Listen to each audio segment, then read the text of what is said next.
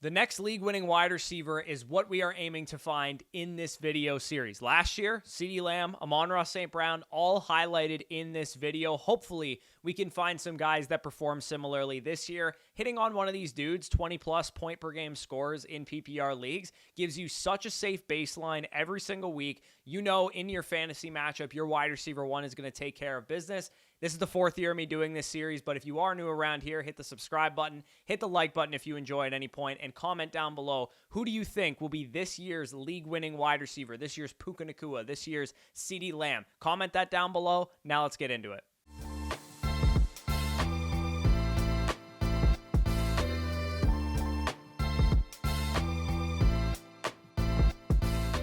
All right, so if you are new to the channel, what we're doing is creating the anatomy of a 20-plus point per game wide receiver in PPR leagues, looking at how they got there, right? What kind of volume factors did it take them to get there? How many targets per game did they have? How many receptions per game did they have? How many touchdowns per game did they have? Then we also look at situational factors. How good of an offense were they in? How good was their quarterback? How much pass volume was in their offense? Things of that nature. History is our best indicator of future breakouts. And at wide receiver, it's not necessarily 100% the case that every wide receiver needs to have this kind of upside for me to actually want to draft them. Unlike running back who get injured a lot more, I'm actually willing to take, safer projections at wide receiver who don't quite have this kind of ceiling, but it definitely does help when you do have this kind of ceiling. So volume and pass fantasy production, the most predictive statistics you can find for the fantasy wide receiver position. We can talk about PFF receiving grades and yards per route run all we want, but the bottom line is volume and pass fantasy production is our best indicator of which guys have this in store for them in the future. We are going to take the volume averages of past league winners from 2013 to 2023 who finished with at least 20 PPR points per game on at least 12 games played or more. There has been 33 of them over that 11-year sample, including Tyreek Hill last year, CeeDee Lamb last year, Keenan Allen last year, and Amon-Ra St. Brown last year. So there was 4 of them last year. Big year for wide receivers. The first table indicates how much volume it took each of these guys to achieve that league-winning season on a per-game basis. Green equals they exceeded the averages that they needed to exceed. Yellow, they met the averages. And then red fell below those averages. This is what we're looking for when we draft a wide receiver early. We want 2021 Cooper Kupp. We want 2013 Megatron. We want 2015 Antonio Brown, 2020 Devontae Adams, or 2023 CeeDee Lamb. The averages, as you guys can see them on the screen, was about 11 targets per game, just under 11 targets per game, 7 receptions per game, and 0.75-ish touchdowns per game. Paced out to a full 17-game season, we're talking about 182 targets, 120 receptions, give or take, and 12.5, 13 touchdowns, give or take as well. So I also wanted to test situational factors because situation does factor in. I mean, you don't need to just be a volume king to get there in fantasy football. At wide receiver, one of the biggest markers of your situation is how good of a wide receiver you are. Talent and ability is king at wide receiver because on any given drop back, if you have the ability to beat your man one-on-one, the quarterback is typically going to find you the ball more often than not if you have a decent quarterback, but all of that stuff factors in as well. How good is your offensive line? How good is the quarterback that's throwing to you? How much pass volume does your team have? And also, how much target competition do you have? Because Brandon Ayuk on the 49ers has a lot harder time earning targets than Garrett Wilson on the New York Jets, where he's basically the only act in town. And Ryan Heath tweeted out this predictive stats of the wide receiver position, and you guys can see a lot of the stats that are very predictive are things like fantasy production, receiving yards per game, targets, yards, catchable targets, things of that nature. But we do also have some things that factored in like first downs and yards per route run and targets per route run and air yards and things of that nature. Things that they are somewhat predictive, but they're not the be-all, end-all for these players. So basically using the volume stuff and the situational stuff, we're going to throw all these guys into this big concoction of which wide receivers have this kind of upside. The formula is pretty straightforward with these guys. Wide receivers who are talented command volume regardless of who their target competition is. And if the volume comes from a great quarterback in a great offense, in a pass-heavy offense, then all the better, basically. So the situational factors, as you can see for those 33 wide receivers, are laid out in front of you. That is how they all performed situationally. I'm not going to go over every single guy. You guys can see that on the screen. And then the averages, basically, this this is the benchmark that we're looking for, is on average, they were in a top 10 offense in points per game. On average, they had a top 11 quarterback in PFF passing grade. They had about 600 pass attempts on the season, which would be about a top 12, top 10 rate overall passing. 103 was the average second target on their offense. So target competition-wise, the next best targeted option on their offense on average was about 100 targets on the season. A top 10 offensive line via PFF pass blocking grade was also something that was nice to have. Yards per route run inside the top 5 wide receivers in the NFL that year, so you need to be talented enough basically to be this efficient. Yards per route run, first downs per route run I also looked at. You needed to be really good to be highly ranking in those stats. They don't just have random slappies that are no good at football that rank highly in those statistics. And then also included in this is highest percentage achieved in reception perception. So either versus man coverage or zone coverage, you had to beat reception perception, have a 91st percentile success rate on average or better to be able to basically be considered one of these elite league-winning wide receivers. And again, some of these guys fell below that mark, but for the most part, you had to at least crack like 75th, 80th percentile against either man or zone coverage there. So very few, if any, wide receivers are going to check every single box, but the more boxes a player can check, the better projections they are, and the more reason we would want to have to draft them and think that they're a really good option in fantasy. So now that we have the roadmap, we're going to take this anatomy that we've kind of outlined and constructed and determine which wide receivers in 2024 have elite upside this year. Before we do this, remember that if a wide receiver misses like so many marks, like they're not a good enough player, they don't play in a very good offense, they have a lot of target competition, they're probably not a very good pick. So if they have a lot of red on their chart, they're probably not a very good pick where they're going, and vice versa. If there's a wide receiver that hits a lot of these boxes, they're probably a value as well. And one thing to keep in mind too is that sometimes players are going to miss these marks just because simply they don't have the upside to be a league winner, but it doesn't totally necessarily make them a bad pick. They could just be a guy like Christian Kirk, for example. He's not going to be a league winner, but he has a chance to be a very productive option. He's just not going to hit the marks for volume and things of that nature because he's just not really good enough of a player to hit those marks. But that's okay. At wide receiver, they don't get injured very often, so we can still take players like that at a good value there, depending on your team construction to that point. So let's go through the wide receivers in ADP. We're going to go through 45 wide receivers. I'm going to try and really keep this brief for each one of these guys because the process and the overall strategy is more important than like the micro player takes. Wide receivers 1 through 9 in underdog ADP are on the screen. You can see a lot of green and yellow on this because these guys are all pretty nails. There is very few concerns with a lot of these players. CeeDee Lamb really doesn't have any concern. He is a great talent. He has a great offense, a great offensive line, a great quarterback. He has no injury concerns. He has really nothing to be afraid of. CeeDee Lamb, in my opinion, is the 101 in fantasy drafts. Not much else to say about it. Tyreek Hill, just Jalen Waddle, and slight age concerns is all you have to be worried about because he is a superstar talent in a great offense, pass-heavy offense, good quarterback, all that kind of stuff. Jamar Chase, he has the offensive line concerns in Cincinnati and the fact that T. Higgins is a good wide receiver, but other than that, he is very nails as well. Amon-Ra St. Brown, Sam Laporta, and Jameson Williams are slight concerns, but that's pretty much it, hence why he is my wide receiver 3 in fantasy drafts this year. A.J. Brown and Puka have a talented number 2 behind them. Cooper Kupp, Devontae Smith, both very good wide receivers, but other than that, they're pretty nails. They have good quarterbacks, good offenses, all that kind of stuff.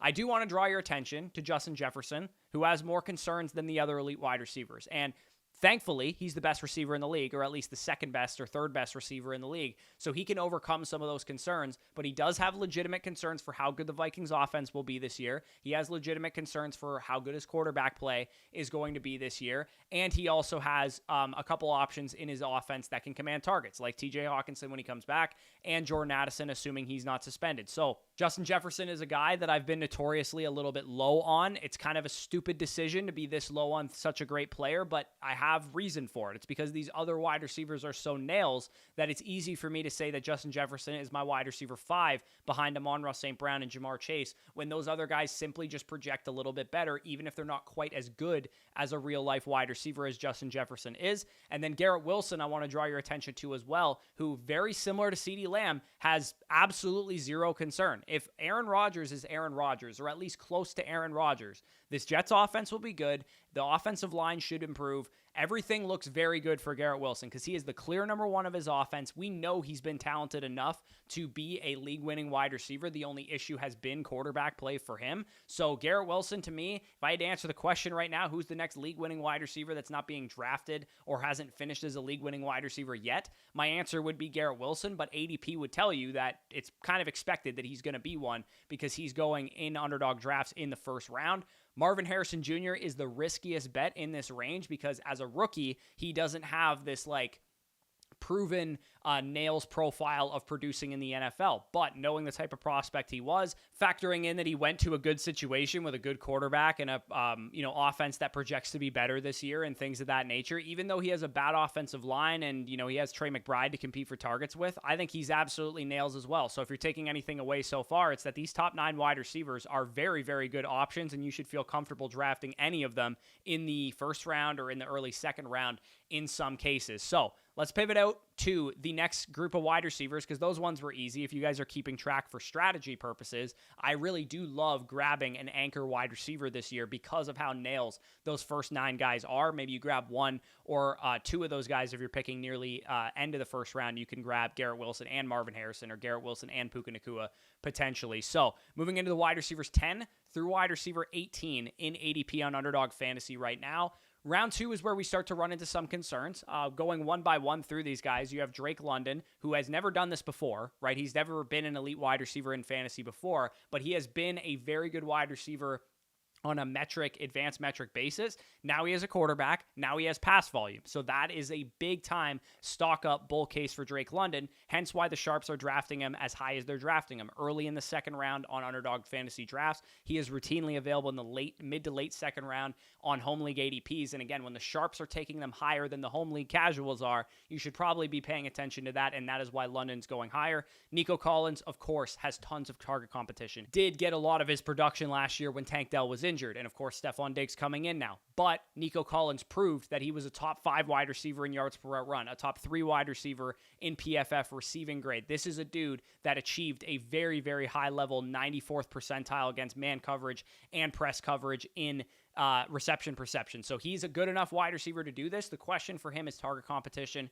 and how much volume can he earn. Chris Olave, pretty well documented. He's a good enough receiver to do this. He's just not in a very good offense. Derek Carr, New Orleans Saints scheme. If they were better, Chris Olave would be going a lot higher than this. Deebo Samuel does not have the volume to get here because the 49ers don't pass enough and Deebo Samuel doesn't have enough targets. However, his case can be made a little bit better by the fact that he does get a lot of rushing work, carries, and red zone touches and things of that nature, but he doesn't really stack up well in an exercise like this where you're betting mainly on efficiency. Jalen Waddle, kind of same thing. He is stuck behind Tyreek Hill in the pecking order, so he is not going to look really good in this exercise either, but it's an excellent offense, great offensive line, great quarterback, great yards per route run type of wide receiver. So Jalen Waddle, definitely a guy that I am targeting. Devontae Adams checks all the boxes for volume and the fact that he's the clear number 1, but I am worried about the quarterback. I am worried about the situation. I'm worried about how good the offense will be. I'm worried about how the offensive line will hold up, and I'm also worried about the fact that Adams is older and has some concern for injury.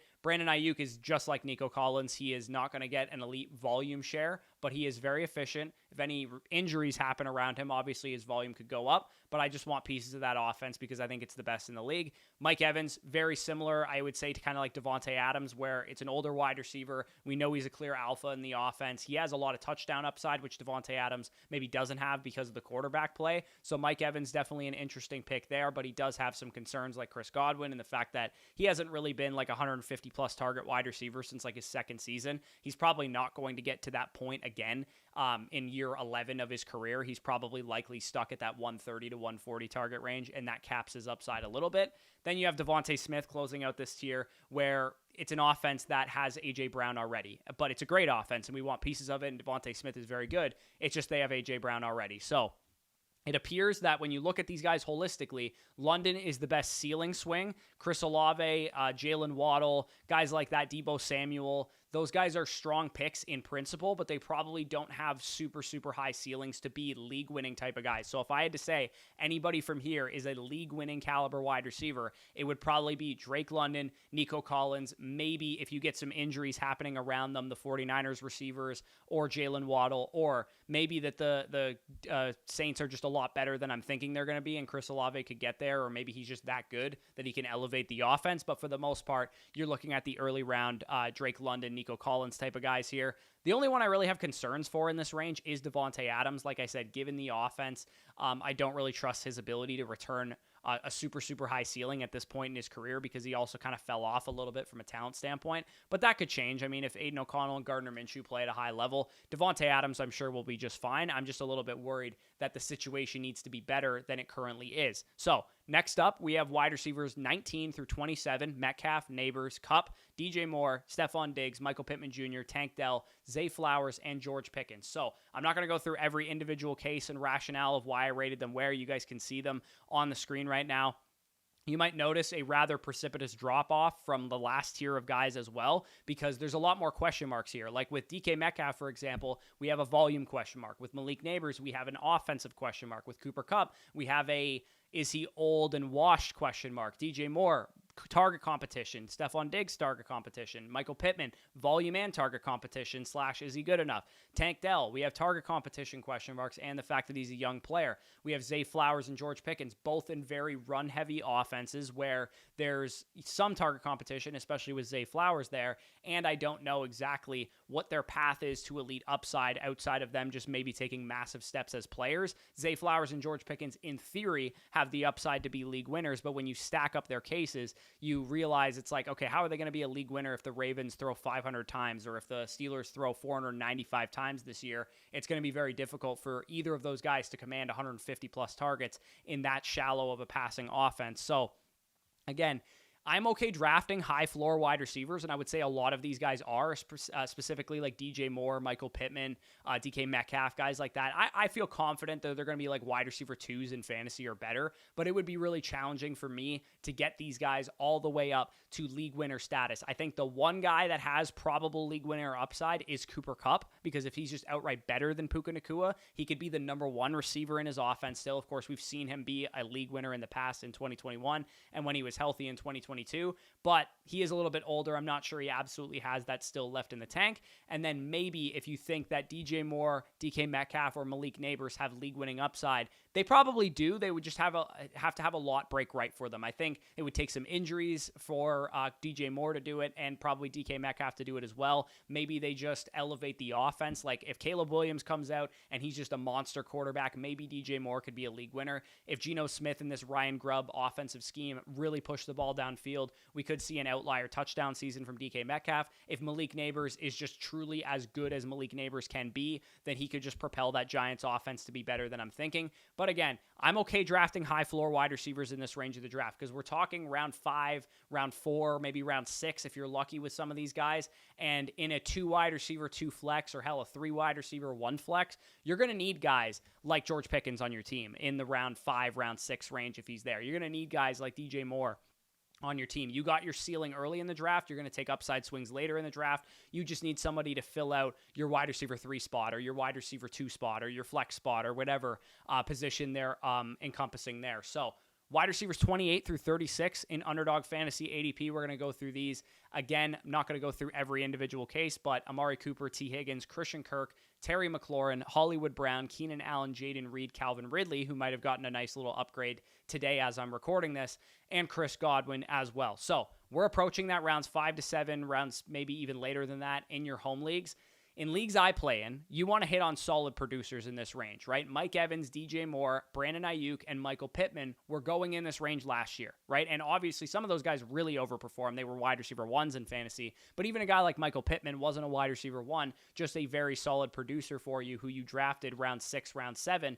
Amari, T. Higgins, Jayden Reed and Christian Kirk look like the best bets to me as guys that can be solid producers. Do I think Amari Cooper has wide receiver 5 upside? Probably not. I don't think he has that type of upside unless Watson were to come out and look like Houston Texans Watson. T. Higgins, with Jamar Chase there, he doesn't have top 5 upside. He probably has high-end wide receiver 2 upside, though. Same goes for Jayden Reed. Same goes for Christian Kirk. I think these guys are decent bets in this range of the draft. Again, Calvin Ridley, maybe now that DeAndre Hopkins is going to be on the mend for a couple weeks, you could upgrade him, but I'm a little bit pessimistic about his ability at this point in time. And then again, there's some guys that I'm just outright avoiding here. Like, I don't really love Hollywood Brown at his price tag. I don't really love Terry McLaurin at his price tag. Chris Godwin's okay, but again, only in full PPR leagues would I even be interested in him. And I also he hasn't looked like the same player for a couple of years. As a Bucs fan, it hurts me obviously, but I can't really admit that he's a better player than he is at this point in time. And then Keenan Allen obviously was great last year, but he goes to a new situation with a lot more target competition. I definitely want to do a study, I think, on wide receiver like 25 to 40 in ADP, this range that we're in right now, because when you look at the big hits, like I said, Ayuk and Pittman and those guys from last year, and the big misses, I wonder if there's kind of like a roadmap I can create based on that, because specifically in leagues that I play in where there's a lot of wide receivers and you want wide receivers, it would be good to know the like profiles that are good here. Is it good to bet on upside swings? Is it good to bet on safe projections? Is it good to bet on great offenses? Like, it would be good to know exactly for sharp league formats like Underdog Fantasy, which wide receivers 25 through 40 you actually want to target, because all of these guys really feel like you could throw them in a hat and just kind of pick your poison on each guy. And that's kind of something we're trying to, break through. We're trying to actually pick which guys we actually like here. So let's move into wide receiver 37 through 45. And again, there's a lot of question marks about these guys, specifically from like a volume standpoint. I think I was rather generous giving these guys question marks on their volume. Like, do I think Xavier Worthy's going to have 11 targets per game or 10 targets per game? Most likely no. Rome Odunze, most likely no. But they're rookies, so you never know. What if they come out and they're just the next Justin Jefferson? That's the case with rookies that you got to make. And again, it appears we do have some ceilings here. If you look at some of these cases, it actually looks like we have a decent amount of ceiling here, probably more so even than the last group of wide receivers. But of course, the risks are a little bit higher here because you're dealing with a lot of rookies like Rome Odunze, like Xavier Worthy, like Ladd McConkey, like Keon Coleman. And of course, you have a guy like Rashee Rice who's expected to be suspended, at least at this current point in time. I also really like the outlooks of Deontay Johnson, Jackson Smith-Njigba, and Christian Watson here. But yeah, I look at this group of wide receivers and I think there's a lot of meat left on the bone here, especially Rashee Rice and Xavier Worthy are in such a great offense that whoever ends up being the number one there is going to return a lot of value. Rome Odunze was just a really great prospect, and the Bears could be a lot better than people think. DeAndre Hopkins is on the mend right now. I'm not really worried about him. I'm kind of probably taking him off my board entirely because when you're expected to be out 4 to 6 weeks at this point in the season and you're like 32 years old, there's a good chance that those injuries are going to hamper you throughout the rest of the year. So I'm probably not touching DeAndre Hopkins anymore in drafts. Christian Watson, again, he could become the number one for Jordan Love. That's a lot of upside there. Deontay Johnson has a target commanding profile, a guy who's a proven separator in an offense that desperately needed targets last year. If Deontay Johnson performs like Adam Thielen did last year, he's going to win people leagues. Like, I don't know if it's necessarily going to happen, but I'm just saying if he does that, he's going to end up being awesome. Ladd McConkey, I think, is my favorite of all of these guys because he has a great blend of ability, upside, and he has a great quarterback who's also kind of dealing with some injuries right now in camp as we speak. But Ladd McConkey has a chance to be the number one for Justin Herbert, and that is a very intriguing profile. Same goes for Keon Coleman, potentially could be the number one for Josh Allen. And then again, Jackson Smith-Njigba in this new look Ryan Grubb offense. Who knows? What if he leads the Seattle Seahawks in targets this year? So again, a lot of intriguing profiles at the wide receiver position this year. It's pick your poison. I talked about this last year in the risk ratings video where when you're drafting a team and it goes by position, it goes by your overall roster. If you're taking risky wide receiver to be your number 2 receiver, you probably want to take a safer wide receiver 3 and vice versa. You don't want to draft all risky wide receivers and all safe wide receivers. You want a healthy mix of risk balance, risk tolerance in your portfolio here. So as you can see, this is how all of the wide receivers scored. I gave them points for anything that they rated green in, anything they rated yellow in, orange, or red, and this is how they all graded out, and it kind of outlines what my draft strategy will be this year. And I do this for the quarterback and the running back position already. I outlined my strategies at those positions already in the previous videos, and I'll link those down below. Tight ends will be coming in a couple of days, and then of course that all culminates into my number one draft strategy video that I did last year, which had like almost 400,000 views, so really appreciate the support on that video. That'll be coming out, I don't know, about a week from today. If I had to guess who are the next league-winning wide receivers, getting down to brass tacks of this video, I believe the underdog fantasy market is extremely, extremely sharp at this position. So do I think there's a lot of league-winning profiles coming out of the mid-rounds, the round 5, round 6, round 7 range? No, because I think if we expected these guys to be league winners, they would be going high in underdog fantasy drafts. If they had 20-plus point per game upside, they would be going in the second round, and pretty much everybody who has that kind of upside is. Garrett Wilson, Marvin Harrison Jr., Drake London, Nico Collins, Chris Olave, Brandon Ayuk, Jalen Waddle, Devontae Smith, Mike Evans, anybody that has a legit ceiling, even Cooper Kupp, is going as a top 21, top 22 wide receiver in overall ADP. So I don't think we're going to see wide receiver 36 in ADP comes out and has a 20-plus point per game season. I don't think it's going to happen. But I do think we could get some Brandon Ayuk's from last year, some Mike Evanses from last year, from some Michael Pittmans from last year, where we get solid back-end wide receiver 1, high-end wide receiver 2 production out of some of these mid-round guys. I feel like that pocket from Amari Cooper to Keon Coleman is a good pocket to take swings on high upside rookies like the guys I mentioned, Xavier Worthy, Rome Odunze, Ladd McConkey, Keon Coleman, but also guys that just project to be in really good offenses like a Jaden Reed or a Christian Watson or a Rashee Rice or somebody like that. Taking swings on players like that is definitely a smart idea in my opinion. In terms of my overall strategy at this position, I want to lock down at least one, if not two, early top 3 round wide receivers, because I think these guys are where all the ceiling lie. In the first 2 rounds, I think it's crucial that you leave with 1 wide receiver and potentially 2 in the first 3 rounds. Because, for example, I picked from the 3 spot in my home league. I would love to start my draft with like Tyreek Hill at number 3, swing back around, grab another wide receiver like Nico Collins, like Drake London, like Brandon Ayuk, like Deebo Samuel, somebody like that in the late second round. And then at the top of the 3rd round, I get to pick my running back hero like Achane, like Pacheco, like ETN, like Kyron Williams, whatever running back you like at that point in time. I get my 2 high ceiling projection wide receivers, and I get my hero running back to build out and set the foundation for the rest of my fantasy team. I can fill out the depth wide receivers in the middle rounds with some of those good targets that project pretty well, like Devontae Smith, Cooper Kupp, DJ Moore, Amari Cooper, T. Higgins, throwing darts round 6 to 9 on Rashee Rice, Christian Watson, Xavier Worthy, Rome Odunze, Jordan Addison, all the types of dudes that are going in that range. So that is basically what's going to encompass my wide receiver strategy this year. Ideally, if you start 4 wide receivers in your league, meaning it's a 2 wide receiver, 2 flex league, you should have 4 wide receivers by round 6, round 7 at the latest, deviating for like maybe 1 or 2 elite running backs, maybe an elite onesie quarterback or tight end. You want to be strong at wide receiver this year, specifically in those first 3 rounds. You probably want to have 1 or 2 of them because the high-end projections are all the way at the top of the board. And again, swing on darts up till round 10, and then the wide receiver position really will taper off for a while, and you're better off swinging on running backs, quarterbacks, and tight ends. And then maybe later on in the draft, take a Jalen Polk and Xavier Legette, swing on rookies and things of that nature. But for the most part, you want to lock down 4 or 5 wide receivers through the first 6, 7, 8 rounds of your draft, depending how many wide receivers you can start. If you're only in a 2 wide receiver, 1 flex league, it's not as important to be as strong at wide receiver, but still, they represent very, very good upside swings for you. So if you enjoyed this video, if you got some value from it, go ahead down below, leave a like, lets you know and lets YouTube know that you like the content. Also, comment down below, who do you think is the next league-winning wide receiver? Like I said, my probable guess is that it's going to be Garrett Wilson, but if I had to dig a little bit deeper, I think that Malik Neighbors could do it, even though this exercise didn't really like him for this. Cooper Kupp kind of stands out as somebody that could do it. I do think that we could get a really, really good wide receiver from that rookie tier, whether it's Worthy, Odunze, McConkey, one of those guys,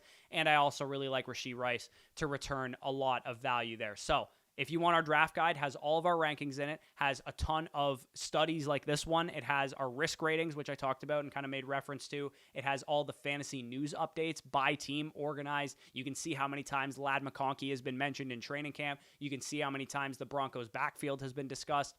All of that is available in our draft guide. And to get our draft guide for free, you can go down below, link down below in the pinned comment. Use the promo code FSE when you sign up on Underdog Fantasy. You can take some of this advice right into action, start drafting fantasy teams to get ready for your home league. And when you sign up with just $10 or any other deposit that you put in, you'll get our draft guide totally for free. When you use the promo code FSE, it'll be sent to your email inbox. Within 24 hours, you'll get our redraft guide. And as a free gift, you'll get our Dynasty draft guide and our Dynasty rookie all 22 film breakdowns from back in the Dynasty cycle in April and May. So if that interests you, link down below in the pinned comment. If you already have an Underdog account, you can get all of everything that I just said on flockfantasy.com and use the promo code FSE over there for 30% off and 7 days for free. So with that being said, peace out, and we'll talk to you soon.